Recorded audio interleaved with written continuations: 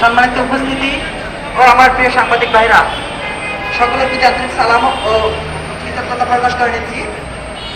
আপনারা জানেন যে এই যে আমাদের ৮ দফা মানে অষ্টমবারের মতো আমরা এই আন্দোলন সংগ্রামে নেমেছি।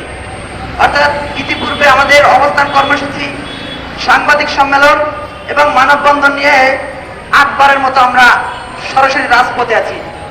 আমরা বিভিন্নভাবে তাদের কাছে বলেছিলাম, যেহেতু এটা যৌক্তিক দাবি, আমাদের ৮ দফা যৌক্তিক ছিল, সেহেতু আপনারা মেনে নিন। কিন্তু অত্যন্ত দুঃখের বিষয়, ফ্যাসিস্ট হাসিনা দেশ ছেড়ে পালিয়েছে, কিন্তু তাদের দোসররা এখন পর্যন্ত ভয়ে কাঁপছে না।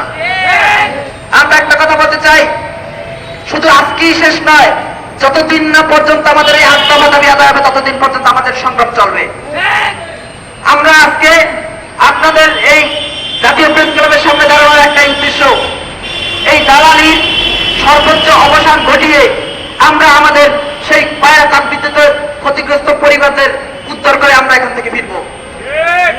আপনারা জানেন যে আমাদের ৮ দফা দাবিটা স্পষ্ট ছিল। সেখানে আমরা বলেছিলাম যে খুনি হাসিনার আমলে যেই সব এখানে দুর্নীতিবাজরা ছিল তাদেরকে এখান থেকে সরাতে হবে। বলেছিলাম ক্ষতিগ্রস্ত পরিবার যারা আছে তাদেরকে ৩ গুণ টাকা দিতে হবে। অন্যান্য প্রজেক্টে ৩ গুণ টাকা দিয়েছিল, সেম ওই ধারাবাহিকতায় আমাদের প্রজেক্টেও ৩ গুণ টাকা পাওয়ার কথা, তাই আমরা বলেছিলাম ৩ গুণ টাকা দিতে হবে। বলেছিলাম যে আমাদের এলাকার যে শিক্ষিত বেকার যুব সমাজ আছে তাদেরকে চাকরি দিতে হবে, কিন্তু তারা আমাদের কোনো প্রতিশ্রুতি রাখেনি। আজকেও আমরা বলতে চাই, বিগত দিনে বলে এসেছি, অনতিবিলম্বে যদি আমাদের এই দাবি মেনে না নেওয়া হয় তাহলে আমরা কঠোর থেকে কঠোরতম কর্মসূচি পালন করব। আমরা জানিয়ে দিতে চাই, এই যেই দেশ থেকে স্বৈরাচার হাসিনা পালিয়েছে সেই দেশে এই রকমের সামান্য একজন দুর্নীতিবাজ তাড়ানোর মতো আমাদের ক্যাপাসিটি আছে।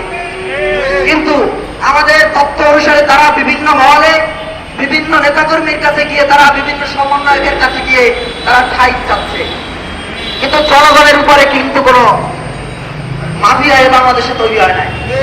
জনগণ সব ধরনের মাফিয়াকে এই বাংলাদেশ থেকে বিতাড়িত করতে পারবে। আমাদের কথা ৮ দফা যদি দাবি আদায় না করতে পারি, ততক্ষণ না পর্যন্ত যদি বুলেট আসে, সেই বুলেট আমাদের বুক পেতে দেওয়ার মতো আমাদের ক্যাপাসিটি আছে। আর ২৪-এর গণ অভ্যুত্থানের মাধ্যমে বাংলাদেশ স্বাধীন করেছি, কিন্তু আমাদের বাংলাদেশ আজও স্বাধীন নয়। আমাদের অধিকার আদায় এই রাস্তায় নামতে হয়, এর থেকে লজ্জাজনক কিছু হতে পারে না। আপনাদের এখানে যারা সাংবাদিক ভাইয়েরা আছেন, আপনাদের মাধ্যমে আমরা এই ৮ দফাকে আজকে এই জাতীয় প্রেস ক্লাবের সামনে থেকে আমরা উত্থাপন করতে চাই। ১ নম্বর আছে দুর্নীতির সাথে জড়িত ব্যবস্থাপনা পরিচালক AM খোরশেদুল আলম এবং প্ল্যান্ট ম্যানেজার শাহ আব্দুল মাওলাকে ওই তাপবিদ্যুৎ প্রজেক্ট থেকে অপসারণ করতে হবে। পাশাপাশি তার যে দুর্নীতি আছে সেই দুর্নীতি দায়ে তাকে গ্রেফতার করতে হবে। ২ নম্বর, ভূমি অধিগ্রহণকৃত পরিবারকে ৩ গুণ টাকা দ্রুততার সাথে হস্তান্তর করতে হবে।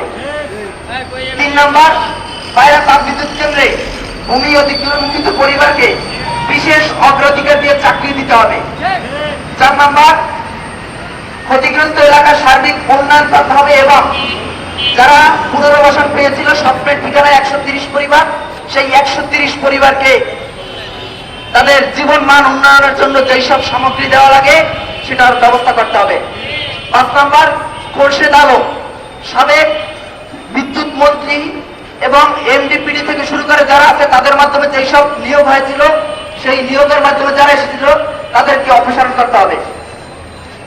একই সাথে সেই মাফিয়া হাসিনার আমলে যেই সব কোম্পানির মাধ্যমে পায়রা তাপবিদ্যুৎ কেন্দ্রের দরপত্র না মেনে সেই অবৈধভাবে নিয়োগের মাধ্যমে যেই কোম্পানিগুলো ওখানে কনস্ট্রাকশন কাজ থেকে শুরু করে সব রকম কাজ করাচ্ছে, সেই কোম্পানিগুলোকে সেখান থেকে সরিয়ে দিতে হবে। একই সাথে সাবেক বিদ্যুৎ মন্ত্রী, বিদ্যুৎ সচিব, ব্যবস্থাপনা পরিচালক সহ যারা এই পায়রা তাপবিদ্যুৎ কেন্দ্রের যে ম্যানেজমেন্ট টিম আছে, যাদের মাধ্যমে এই রেফারেন্সে চাকরিতে এসেছিল, তাদেরকেও বিচারের আওতায় আনতে হবে এবং অপসারণ করতে হবে। ৭ নম্বর, পায়রা তাপবিদ্যুৎ কেন্দ্রের আশেপাশে মোট ৬০০ থেকে ৭০০ একর জায়গা জমি আছে, যেগুলা পূর্বদিনে আবাদি ছিল, বর্তমানে সেটা অনাবাদি অবস্থা আছে। আমরা চাচ্ছি সেই আবাদি জায়গাগুলোকে, বর্তমানে যেটা অনাবাদি আছে সেটাকে আবাদি করার মতো পরিবেশ তৈরি করতে হবে, অর্থাৎ ড্রেন সিস্টেম করে দিতে হবে একেবারে পানি নিষ্কাশন ব্যবস্থা করা হয়। 8 নাম্বার, পায়রা তাপবিদ্যুৎ কেন্দ্রের বিভিন্ন দুর্নীতির সাথে জড়িত সেই সব কর্মকর্তা আছে তাদেরকে দ্রুত গ্রেপ্তার করতে হবে এবং তদন্ত কমিটি গঠন করতে হবে।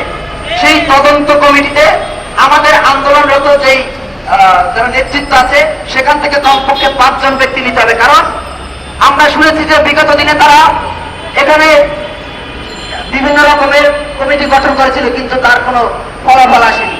আমরা আজকে জানাতে চাই যে টাকা দিয়ে সবকিছু অর্জন করা যায়, টাকা দিয়ে সবকিছু আপনি কিনতে পারবেন কিন্তু সাধারণ জনগণকে সামলাতে পারবেন না। আমরা সাধারণ জনগণ যতক্ষণ না পর্যন্ত এই মাফিয়াদেরকে সরানো হবে ততক্ষণ পর্যন্ত আমরা আমাদের জীবন দিয়ে হলেও সেই পায়রা তাপবিদ্যুৎ কেন্দ্রের যে ক্ষতিগ্রস্ত পরিবারতে তাদের এই অধিকার আদায় করে আমরা ঘরে ফিরবো ইনশাল্লাহ।